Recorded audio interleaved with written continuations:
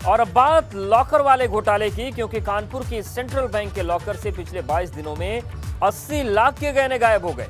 ये गहने कहां गए, ये ना बैंक वाले बता रहे हैं और ना पुलिस कुछ कह पा रही है।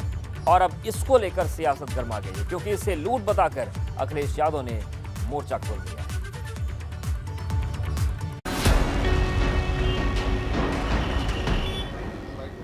ब्याज की लूट, लॉकर की लूट।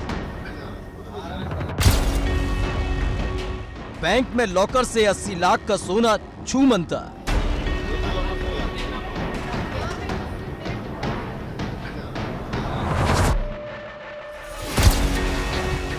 ग्राहकों की कमाई पर डाका, सेंट्रल बैंक में फर्जीवाड़ा।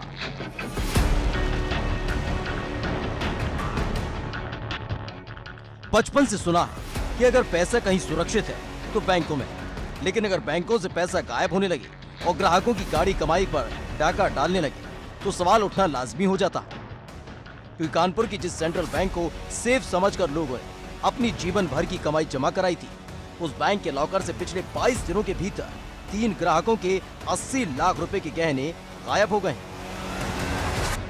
कानपुर में कराची खाना स्थित सेंट्रल बैंक ऑफ इंडिया में 3 लॉकर से करीब 80 लाख रुपए के जेवर चोरी हो गए हैं। एक एक करके जब इन लॉकर्स को खोला गया तो ये लॉकर से जेवर जिन्होंने रखे थे उनके जेवर गायब हो गए और उसके बाद हड़कंप मचा हुआ है। सेंट्रल बैंक ऑफ इंडिया के अंदर हम मौजूद हैं।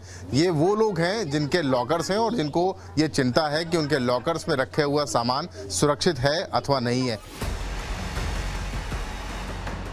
इसका खुलासा तब हुआ जब एक एक करके तीनों बैंकों के ग्राहक अपने बैंक लॉकर में रखे सामान को चेक करने पहुंचे, लेकिन जैसे ही उन्होंने लॉकर खोले उनके होश उड़ गए। ये 3 प्रकरण जो एक ही बैंक के सेंट्रल बैंक ऑफ इंडिया थाना फीलखाना के अंतर्गत आ रहा है। अब इसमें हम लोग बहुत विस्तृत जांच कर रहे हैं। जो बैंक के जितने कर्मचारी पिछले 2 सालों के हैं उनकी हम लोग डिटेल्स निकाल रहे हैं। जो बैंक लॉकर का जो कस्टोडियन था उसकी भी हम लोग डिटेल जांच कर रहे हैं। कई चीज़ें और भी प्रकाश में आई कि लगभग 6-7-8 महीने पहले कुछ लॉकर्स जो डिफंक्ट थे उनको भी खोला गया था, तो वो भी हम देख रहे हैं किसके द्वारा खोला गया था।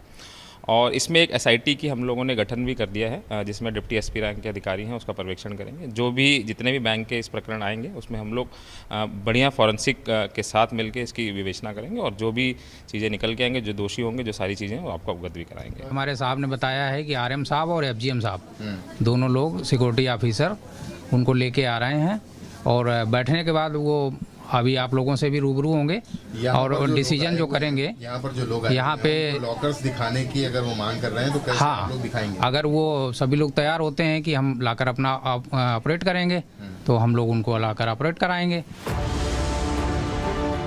लॉकर से जेवरात को जमीन खा गई या आसमान निकल गया, इसका जवाब न बैंक कर्मचारियों से देते बन रहा है, न पुलिस कुछ समझ पा रही है। और अब इसको लेकर सियासत शुरू हो गई है। अखिलेश यादव ने इसको लेकर सूबे की योगी सरकार पर जमकर हमला बोला।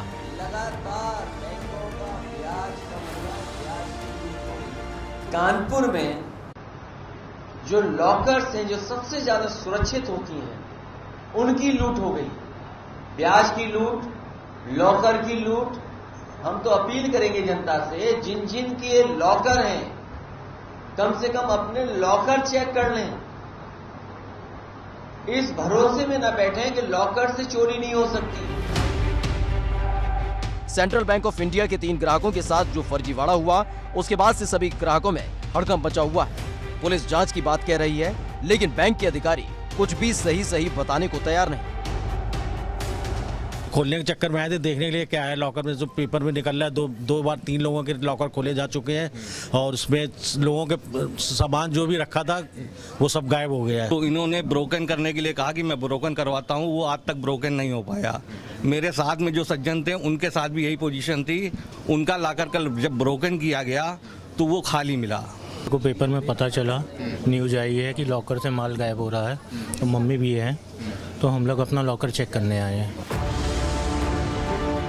अब बड़ा सवाल ये है कि अगर बैंक में ऐसे जेवर गायब होने लगेंगे और बैंक वाले चुप्पी साध लेंगे तो ग्राहक क्या करेंगे? क्योंकि जिन लोगों के जेवर गायब हुए हैं उनकी जीवन भर की कमाई थी, जो एक झटके में कहीं गायब हो गई, ये कोई नहीं बता पा रहा है। एबीपी गंगा के लिए कानपुर से रतीश त्रिवेदी की रिपोर्ट।